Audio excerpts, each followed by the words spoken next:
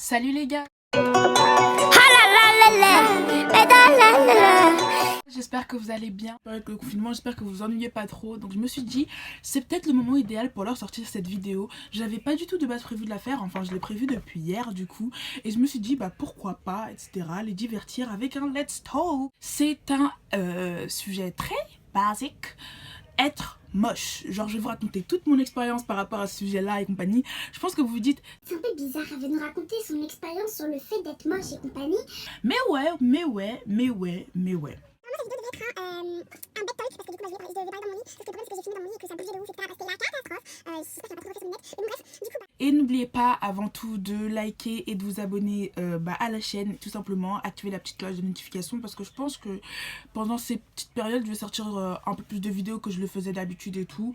Je me dis autant vous distraire pendant cette période qui est un peu compliquée pour nous tous je pense. Donc oui je pense que ça va être pas mal et compagnie, et aussi de vous abonner à mes réseaux sociaux qui seront bien sûr en barre d'infos. Petite parenthèse avant de commencer cette vidéo. Oui, ma chaîne n'a plus le même nom, mais je pense qu'il faut vous habituer jusqu'à ce que je trouve un vrai nom. Ma chaîne changera tout le temps. Genre, c'était Sweet Melis au début, ensuite ça passe à I Am Mel, et maintenant c'est Mélanie Mel. On ne sait pas comment je m'appellerai demain. Et aussi, sachez que je fais pas cette vidéo pour la pitié des gens ou pour l'argent ou quoi que ce soit. Parce que c'est vrai que quand j'avais moins de 200 abonnés et que je faisais des vidéos, les gens, j'avais des commentaires. J'avais des dizaines de commentaires qui me disaient « Tu fais ça pour l'argent ». Réfléchissons ensemble. J'ai moins de 200 abonnés, j'ai 15 ans. Et tu crois que je fais des vidéos sur YouTube pour l'argent ? Mais... Tu es bête ou quoi? Du coup, let's talk. Ok, donc je vais vous détailler, détail mon expérience dans le fait d'être moche, de ne pas être une jolie fille, de ne pas répondre aux critères de beauté de ce monde, voilà. Et ensuite après, j'espère que vous vous identifierez, enfin j'espère pas trop que vous vous identifierez parce que j'espère que vous êtes des belles filles, des belles grosses. Si vous avez des expériences à partager, n'hésitez pas à me les raconter en commentaire ou bien tout simplement envoyer des messages Insta, peut-être que je ferai une partie 2 avec vos histoires, vos expériences à vous. Le fait d'être moche, en vérité, genre c'est pas le truc le plus dur à assumer en soi, parce que toi, de toi-même, tu peux te dire ouais bon, je suis pas très nice, pas très jolie, mais j'essaye de me mettre un peu cute. Vous voyez, c'est le regard des gens qui fout la haine, qui fout la putain de haine. Donc ça a commencé très jeune, ces critiques et ces regards et compagnie, mais du coup genre quand on est en primaire on s'en rend pas trop compte, etc. Vous voyez très bien qu'il y a une différence entre vous et la petite blonde aux yeux bleus, mais tu te dis pas que c'est pour ça, genre tu te dis juste ouais je sais pas, I don't know, moi je suis la meuf sympathique, elle est moins sympathique, ils veulent essayer de sympathiser, c'est pour ça qu'ils se forcent à parler avec elle. Tu trouves plein de trucs à dire dans ta tête, etc. Et en fait bah non, c'est juste toi qui n'es pas assez nice pour ces petits enfants. Ok, maintenant le collège ça a été le moment où j'ai le plus ressenti cette apparence physique, vous voyez ce que je veux dire ou pas? Donc en gros le collège genre c'était les plus belles et les pires années de ma vie en même temps, parce qu'il y a eu beaucoup d'événements, genre j'ai vraiment vécu beaucoup de choses quand j'étais au collège, mais surtout c'était la période où les garçons de mon école, si ce n'est quelques filles mais je m'en souviens plus très bien, me faisaient sentir que j'étais complètement pas belle. Je vous explique le concept. C'était qu'en gros, genre quand j'étais en 6ème ou en 6ème, je venais de débarquer dans la ville où j'étudiais. Et du coup, il y avait ces fameuses listes. Ça se faisait régulièrement et compagnie. Et franchement, à chaque fois que ces listes tombaient, j'étais dans le mal. Je transpirais à grosses gouttes. C'était genre, vous savez très bien, on connaît ces listes. On a tous jugé ou été jugés dans notre vie. Et ça va continuer malheureusement, mais c'est comme ça. Et c'est des listes en gros où les garçons ont mis tous les noms des filles et les filles ont mis tous les noms des garçons. Et chacun met les notes en fonction du physique et compagnie. Moi je participais pas à ça. Pas parce que je voulais pas ou quoi, mais tout simplement parce que je savais que j'allais me faire lyncher de base par moi-même. Je voulais pas en plus me faire lyncher parce que j'ai critiqué tel, petite, et c'est celle-là. Voilà, j'avais d'autres objectifs, d'autres trucs de carrière, etc. Je me suis dit non, ça va pas si je me fais agresser pour ça. Du coup, tout simplement, je ne participais pas, mais moi, mon nom était quand même sur la liste. Tout simplement, j'avais que des 0 sur 20. Je crois même qu'un jour, ils m'ont donné une note négative, et franchement, je me sentais archi dans le mal. Jusqu'à, je me rappelle très bien, un jour où la liste était tombée, et j'avais eu 0 sur 20 du coup. Comme d'hab, une habitude. Sauf que du coup, bah, mon pote était un des rédacteurs en chef de la liste, et après que la liste soit tombée, il a eu l'audace Le culot venir me demander des carambars. Et moi, il faut savoir que je donnais ma graille à tout le monde. Je distribuais à droite, à gauche, à droite, à gauche. J'ai refusé. Eh oui, j'ai refusé de lui donner des carambars. C'était marquant. C'était marquant. Genre vraiment, ça sentait que là, j'étais vénère. Toute cette période, ça a été t'as des grosses lèvres, le botox, ventouse aussi, ça c'était un truc qui revenait beaucoup, montgolfière, etc., etc. Genre vraiment tout un délire, alors qu'aujourd'hui, les grosses lèvres sont à la mode, il y a des filtres comme ça, etc. Et ben, je me dis...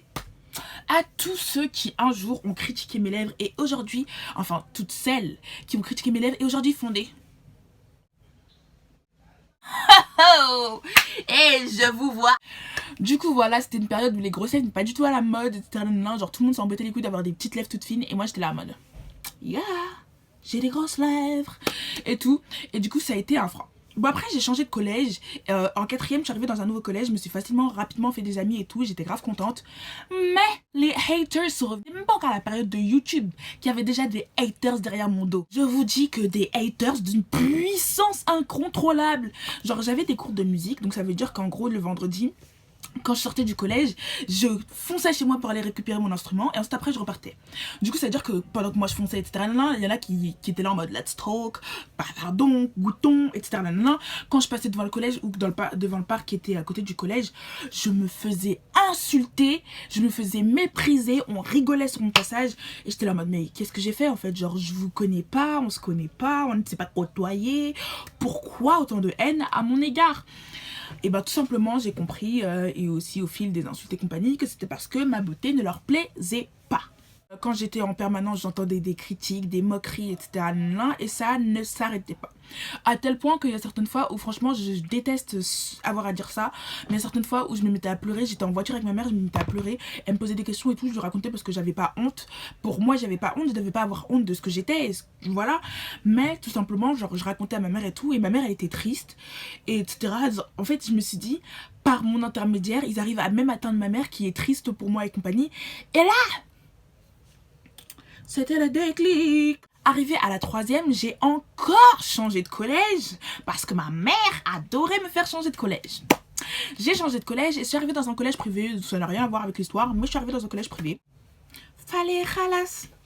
Et la monnaie. Je suis arrivée dans ce collège et bah forcément il y a eu un peu de critiques, mais beaucoup moins que avant. Donc franchement j'y faisais plus trop attention et j'essayais un petit peu de me soigner, vous voyez ce que je veux dire. J'essayais vraiment de faire des petits trucs, etc. J'étais habillée comme une clochard, mais pour moi à l'époque c'était un vrai bail, vous voyez.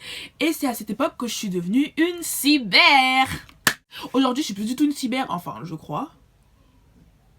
Mais je suis grave devenue une cyber à cette époque-là. Et quand je vous dis qu'une cyber, c'est que j'étais une cyber de Carrefour.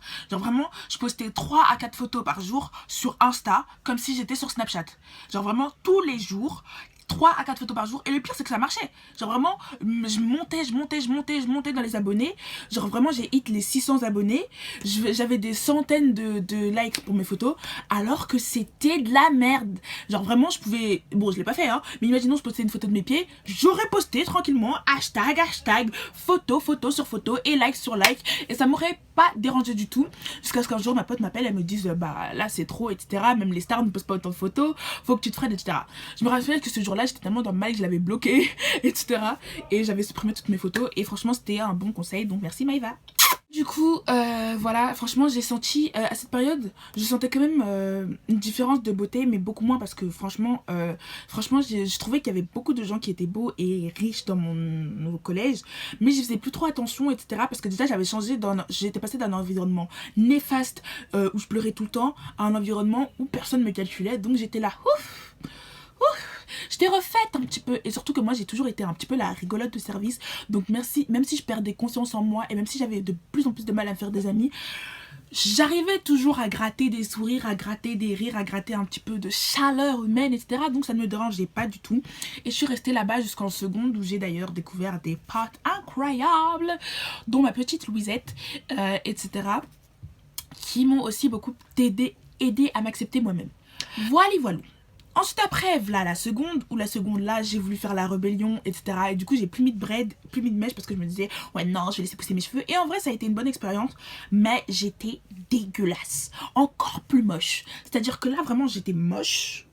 je suis passée à moche. Mais quand je vous dis que moche, c'est moche. Hi Jesus Christ. Oh là là, j'étais dégueulasse, j'étais hyper moche, franchement. Et le pire de tout cela, c'est qu'on me faisait pas de remarques. Genre vraiment, on me faisait pas de remarques. Et c'est pour ça que je remercie aussi les gens qui étaient avec moi en troisième, enfin, en seconde plutôt. Parce que ils me faisaient pas me sentir mal en fait. Bon, à part mes profs. Mais en général, ils me faisaient pas me sentir mal, etc. Même si je le savais pertinemment que j'étais pas belle. Genre vraiment, je me coiffais par dépit parce que je savais pas trop quoi faire de mes cheveux. Mais je voulais pas remettre des braids, je voulais faire ma rébellion et compagnie. Ensuite, après, est venu le temps d'arriver en première. Et en première, je vous avoue, je me suis sentie un peu, genre, j'ai changé encore d'école. Et je me suis sentie un peu dépaysée parce que j'arrivais dans une grande école et avec des gens qui étaient dans mon collège en 4e. Alors là, je peux vous dire que quand j'ai appris ça, dans ma tête, j'ai câblé un petit peu, mais je me suis dit, bon, on va les ignorer, etc. On va faire notre vie. Et franchement, c'est ce qui a marché. En première, j'ai essayé de m'adopter un nouveau style, etc. parce que j'avais un peu d'argent de poche. Du coup, j'ai essayé de m'acheter des habits et compagnie, patata. Et franchement, à partir d'un moment, je me sentais grave en mode... Mais c'était pas encore ça, mais quand même il y avait du potentiel, vous voyez. J'avais un petit peu glow up, mais dans le petit peu, vous voyez ce que je veux dire ou pas. C'était pas trop un glow up facial, c'était plus un glow up vestimentaire qui me faisait prendre confiance en moi un petit peu, etc. Et du coup, de plus en plus, je me sentais un peu plus belle, mais toujours dans la catégorie des moches, vous voyez. La belle des moches. Now, right now, la terminale, je peux vous dire mon ressenti par rapport au fait d'avoir été moche toute ma life. Toute ma life, il n'y a pas un jour où la mocheté m'a laissé. Du coup, aujourd'hui je suis en terminale et j'ai, franchement, grâce à beaucoup de personnes, etc. que je remercie, mais enfin beaucoup de personnes, c'est trop dire, mais grâce à surtout, franchement surtout, Maïva, Emmanuela, Tiffen, Jade, Louisette, who else, Anaël aussi, ma petite Lolo, tout ça, bref, tout. Grâce à tous ces gens, etc. j'ai réussi à prendre conscience de ma beauté, etc. Et à me dire qu'en vrai, bah ouais, j'arrive à être en flic de temps en temps. J'arrive à faire des styles. Quand je dis Lolo, je parle des deux Lolo aussi. Voilà, c'est pour dire. J'arrive à faire un peu de style, un peu de style comme ça. J'arrive un peu... Regardez, tu vois la peau, tu vois la... Parce que faut savoir que genre j'ai jamais eu particulièrement de gros problèmes d'acné, etc. Donc je remercie et tout. Là genre j'en ai un ou deux qui étaient apparus, qui ont disparu parce que je fais une cure pour mes cheveux. Mais bon bref. Et franchement là le fait d'avoir été moche toute ma vie, etc. c'est franchement un avancé. Parce que vous voyez les meufs belles qui sont constamment belles, etc. Elles sont là, ouais bah ouais je suis Mimi et alors, etc. Alors que moi quand je suis mignonne, mais je deviens la plus Mimi des Mimi. À mes yeux, c'est un exploit. Genre vraiment à mes yeux, quand je me trouve belle toute la journée, c'est un exploit. Vous savez pas comment c'est dur en fait de perdre sa confiance parce que toute sa vie on s'est senti moche et d'un seul coup d'essayer de la retrouver comme ça, de gratter un petit peu mon opinion, parce qu'en vérité genre j'essayais de vraiment pas écouter les opinions des autres et compagnie, et de me concentrer sur mon opinion, de me focus sur mon opinion, parce que je me suis dit en vérité, si moi-même je me trouve pas belle, qui va me trouver belle, genre vraiment qui va me trouver on flic, etc. Et du coup aujourd'hui il y a toujours des phases où je me sens grave dégueulasse, comme tout le monde, etc. Surtout qu'en ce confinement, et je me redécouvre, ma gueule, je redécouvre vraiment le natural de mon corps, etc. Je redécouvre mon body, mais franchement, je kiffe et j'apprends plus en plus à aimer mon corps au plus naturel.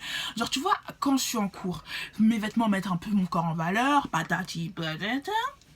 Alors que là, du coup, comme je suis en pyjama toute la journée, mais par contre je suis en pyjama toute la journée, mais je change de pyjama tous les jours. Parce qu'il y a des gens qui sont en pyjama toute la journée, ils portent le même pyjama toute la semaine. Ça, je vous comprends pas.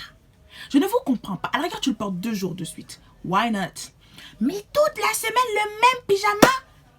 Hein? Me dis donc. Bref.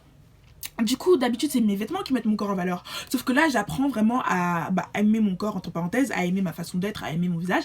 Et là, je me regarde dans le miroir en même temps que je vous parle. Hein. Je me regarde dans le miroir et je me trouve grave on flic dans ce miroir. Je sais, il y en a, ils vont dire, ouais, mais pour qui elle se prend celle-là? Elle fait une vidéo sur la mocheté et après, elle finit par dire qu'elle est magnifique. Ouais, je le dis. Je l'ai dit. Yeah. Honnêtement, je me trouve pas la plus belle des filles, etc. Et j'ai jamais prétendu l'être ou quoi que ce soit. Mais je me trouve mimes. Et cette année, j'ai fait un sorte de petit sondage totalement improvisé et tout. Et j'ai demandé aux gens, du coup, de rate my beauty, you know what I mean? Et j'ai eu les notes les plus hautes de toute ma vie. Après, vous me direz, c'est mes potes. Donc, ils vont pas me dire que je vaux un 3, etc. si je vaux un 3. C'est pas possible, parce qu'ils savent. Je vais les regarder, ils savent. Mais, en tout cas, j'ai eu les notes les plus hautes de toute ma vie. Et franchement, je me dis, bon, Mélissa, t'essayes de prôner le « ouais, je m'en bats les couilles de la vie des autres », mais ça t'a fait plaisir. Faut jamais essayer comment dire, de se dire « ouais, je m'en bats totalement les couilles de la vie des autres et compagnie de là. » Si tu reçois un compliment qui te fait plaisir, souris, ris, etc. Parce que franchement, se faire une carapace, c'est bien. Ça te permet de pas devenir une chochotte, de pas pleurer. Et même dans les études, en vrai, ça t'aide. Parce que tu prends confiance en toi, dans ta beauty, dans ton corps, etc. Tu prends confiance en toi dans tes études. Et j'ai vu comment ça marchait sur moi, etc. Cette année, c'est l'année où je me suis sentie... ça fait un peu narcissique de dire ça. Mais c'est l'année où je me suis sentie la plus belle de toute ma vie. Genre vraiment, au niveau beauté, etc. Après, je suis moyenne. Je suis dans la moyenne. Mais je me suis sentie la plus belle de toute ma vie grâce à beaucoup de personnes qui m'ont aidé à bien me voir, etc. Et c'est l'année la plus confiante de toute ma vie au niveau scolaire. Genre vraiment là, j'étais... Ah non. Mais bref. C'est une des années les plus confiantes de toute ma vie au niveau scolaire. J'ai kiffé mon année terminale. Bon là, c'est la débandade, le 3e trimestre. Mais you know what I mean. Genre, tu sais de quoi je parle. Faut pas arrêter de chipoter ici. Tu sais de quoi je parle. Du coup voilà, et j'espère que vous kiffez de votre vie et que si vous vous trouvez moche ou quoi que ce soit, ça va aller, de toute façon tout va aller. Du coup j'espère que t'as kiffé cette vidéo, si c'est le cas n'hésite pas, comme je te l'ai dit au début de la vidéo, de t'abonner, de liker, de partager, d'activer la cloche, tout ça. De toute façon on va se retrouver ici toujours et on va finir avec une petite note de parfum. Pour cette... première vidéo où je vais vous faire une petite note de parfum, j'ai choisi cette brume parfumée que j'ai achetée chez Action parce que oui, genre je peux vous montrer du cher, du moins cher et compagnie. Oui, j'ai quelques petites pièces chères, you know what I mean. Du coup, cette brume parfumée de chez Action, la Miami Surf, 2 € et franchement, elle est super grande et elle fait grave l'affaire. Oh, on finit sur une bonne note là. Donc ouais, abonne-toi et bien sûr va me retrouver sur mes réseaux sociaux et n'oublie pas, tu peux toujours m'envoyer ton histoire soit en commentaire, soit sur Instagram et me demander de faire une deuxième partie avec ton histoire, etc. pour avoir un peu les avis des autres. Donc voilà quoi. Salut!